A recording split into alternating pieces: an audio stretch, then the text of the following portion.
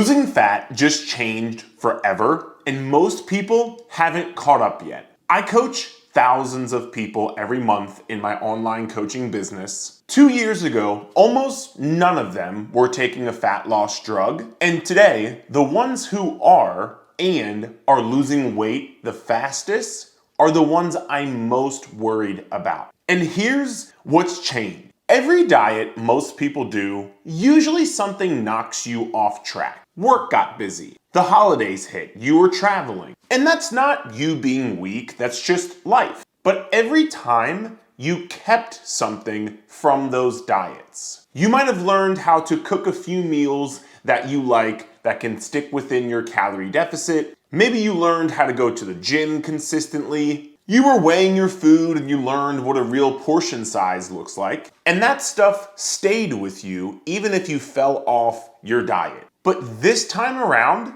is the first time you might get knocked off and you're left with nothing. Think about it like a kid riding a bike with training wheels. A kid might ride a bike with training wheels for 2 years straight. And from across the street, he might look like every other kid who's riding their bike. But what he's never learned to do yet is ride the bike, balance it without the training wheels. So eventually, when those training wheels come off, that kid has a higher likelihood chance to fall. And that kid isn't weak, he just never learned what the training wheels were doing for him. So training wheels aren't bad. They could actually be great, but riding with them for 2 years and never actually learning how to balance the bike, that is what is bad. And to be very clear, I am not against weight loss drugs. In fact, I just had a conversation with my dad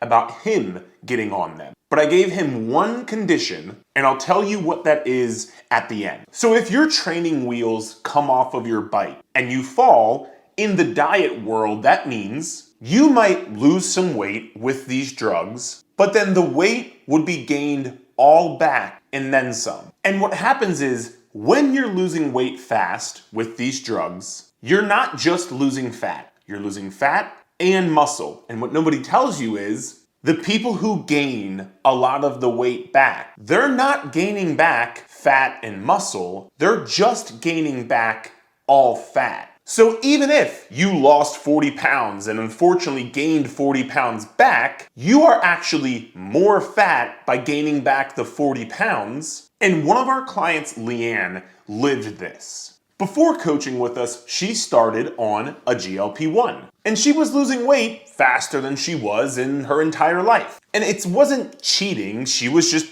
doing what she was told to do. But during this time, she wasn't focused on changing her lifestyle habits because she didn't need to. The weight was coming off without it.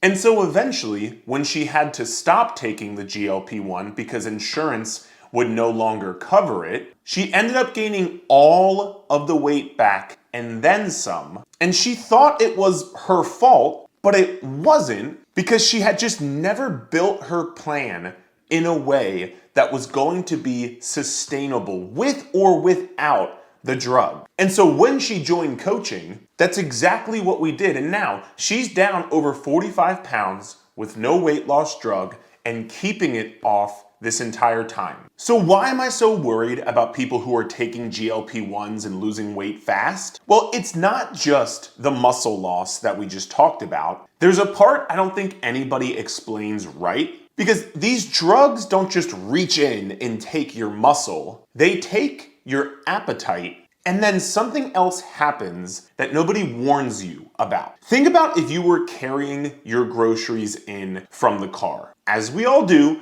you have one trip and you're gonna get all of these bags. And you're piling up these bags, but you forgot you got a case of water. It's not that you decide the case of water doesn't matter, but it's just the heaviest thing there, and you only have 2 hands. And that's kind of like your appetite when you take these drugs. You've got way less room and way less of an appetite, so you typically just eat the easy, light stuff. Crackers, toast, snacks, chips, a little bit of yogurt maybe. And the heavier stuff like steak or eggs or chicken. That's the case of water. It stays in the trunk. So these drugs don't just change how much you eat, they also change what you're willing to eat. And protein is usually the first thing to go because it's the heaviest, most filling food on your plate. When you've got no appetite, you don't reach for chicken.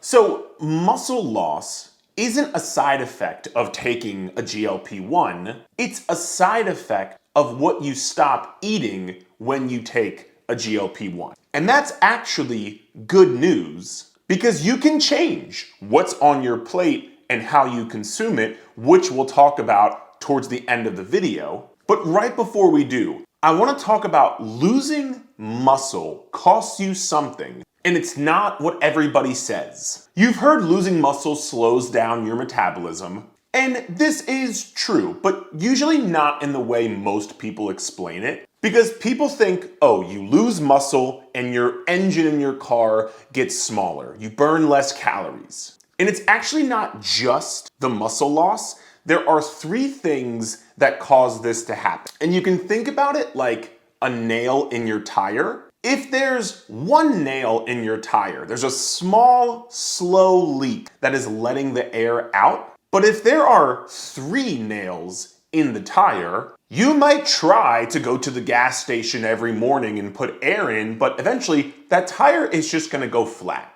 Nothing big happened to your car, but it was 3 small nails that ruined it. And so what happens when you're taking a GLP-1, you don't have a huge appetite, and you're potentially losing muscle is yes, less muscle means less calories burned, but also number 2, you stop eating so much protein. And most people don't know, for every 100 calories of protein you eat, your body can burn up to 30 of those calories. So now you've lost calorie burn from losing muscle and you've lost calorie burn from eating less protein. And if you stack on top of that, what most people are doing when they take a GLP-1, which is not lifting weights, now you're not pushing yourself in the gym, burning as many calories in your workouts. And these are your 3 nails that are slowly draining your tire air. But 2 of them you can flip this week, and here's where everything changes for the better. Everything I just said sounds like an argument against these drugs, and it's the opposite. For as long as we can remember, the thing that killed every diet was hunger, not knowledge. People know what to eat. Nobody ever quit because they didn't know they should be eating healthy or eating in a calorie deficit. They quit because at 8 p.m., after a long, stressful day of work, they were hungry and had cravings, and they would just overeat. Or on the weekends, they would go out, indulge in high-calorie foods, and they would overeat. And so these drugs kind of turn that off, and most people do nothing with it. They just kind of eat less of the same foods they were already eating, but they build nothing. Think of it like scaffolding on a building. Nobody walks by and says, oh, that's really nice scaffolding. The scaffolding is only up so the people can work on what's underneath the scaffolding. And eventually, the scaffolding is always going to come down whether you did the work underneath or not. So if you are on a fat loss drug right now, you'll be in an easy window. For the first time, hunger isn't gonna be fighting against you. You're gonna have less food noise and cravings. So this could be the best time to build long-term sustainable habits because there's less things fighting against you. But almost everybody spends this window doing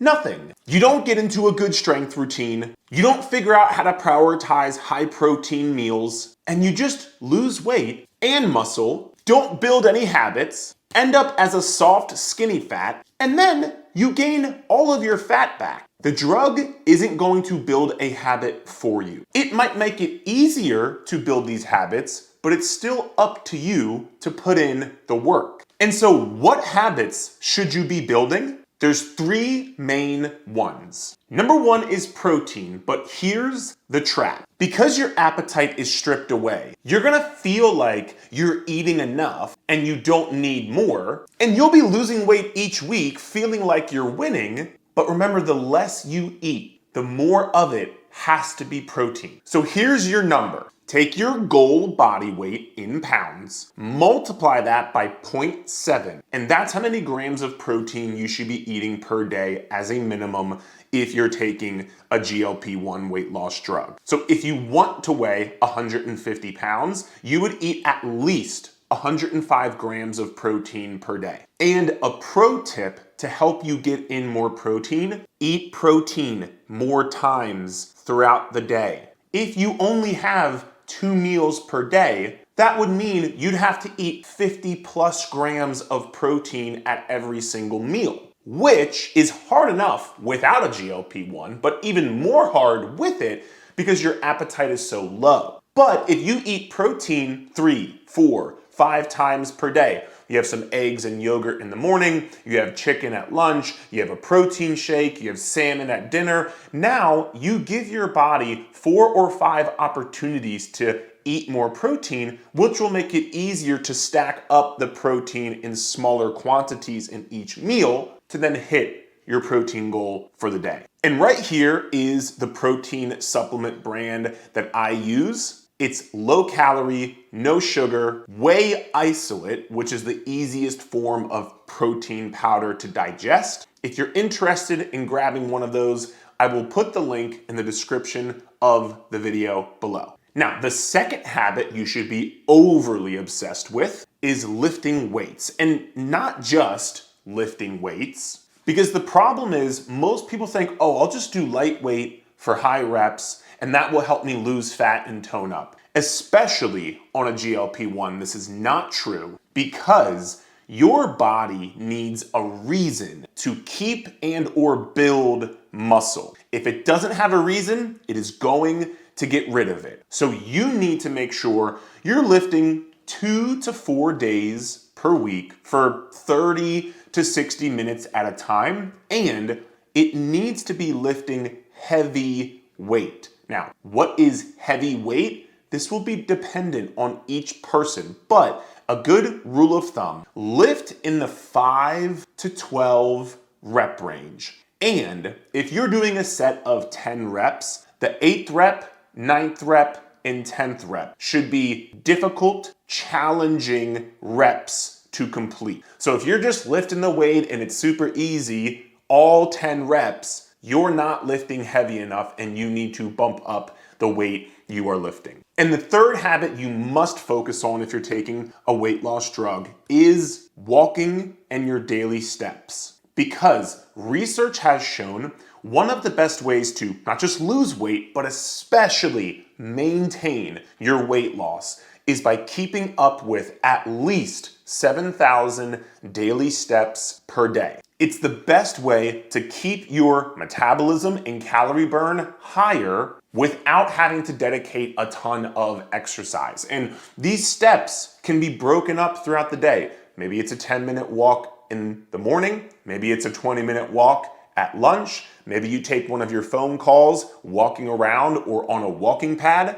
You don't have to go put on your walking shoes and go take an hour-long walk. Just move more throughout the day if you want to not just lose the weight with this drug, but keep it off forever. And if you're focusing on building these habits, here's the day where it's going to get tested. Because one day you may stop taking these drugs. And maybe you choose to keep it up, and that's totally fine if you want to do that as well. But after coaching thousands of people, I have seen, like our client Leanne, she had to stop taking it because her insurance no longer covered it and she wasn't going to be able to fit it in to her monthly budget. So as much as she may have wanted to keep going with it, she just simply couldn't. And if that is the case, 2 things are going to happen. Number 1, your appetite is going to come back because you're no longer taking the drug. And number 2, the food noise is going to turn back on as well. And if you don't plan for it, your chances of regaining your weight back are very high. Combined with, if you didn't focus on changing your habits, it's much more likely your weight will come back. And you can think about it like if you had a cast on your arm for 12 weeks, when you take the cast off, nobody goes into the gym that same day,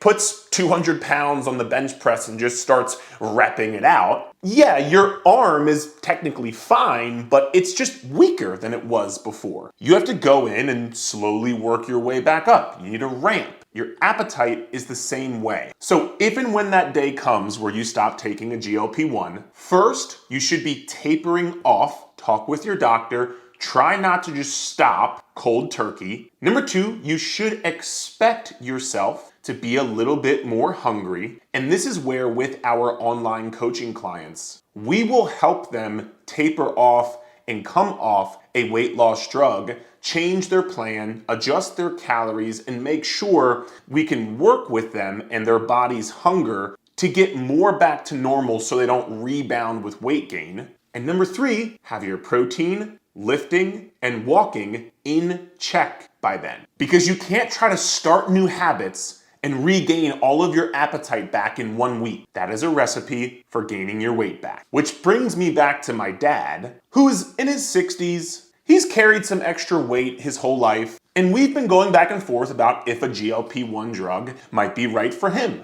And I basically told him, if we are going to decide to do this, there's one condition. You gotta hit a protein number every day, you gotta lift weights 3 times a week, and you gotta keep up with your daily walks. And you have to do this not after you lose the weight, you have to do it before you start the drug and while you're doing the drug. Because I don't care if my dad loses the 40 pounds, if he loses all of his muscle, all of his bone density, and doesn't actually change his habits, he'll actually be worse off than he is right now. So no, I am not against these drugs. I am against taking these drugs without any education or intention to change your lifestyle habits so you can not just keep the weight off, but actually become a stronger, healthier version for the rest of your life. And if you're on a weight loss drug or you're thinking about it, or you're just like, wow, this guy Eric kind of knows what he's talking about, I would love to get some help from him with my journey, that's exactly what we do in my 8-week fat loss challenge. There's a link in the description of the video below to learn more, but we will take care of all of your workouts, all of your nutrition guidelines, and most importantly, be there all throughout the week, checking in, holding you accountable, answering questions, and making sure you're doing the right things to see the most progress as humanly possible. And if you're thinking, okay, Eric, I gotta get started with changing my habits, but what are some small things I can start doing today? Well, I made a video on 7 micro habits you can start, especially to get your belly fat off faster. So you can watch this video here coming up next.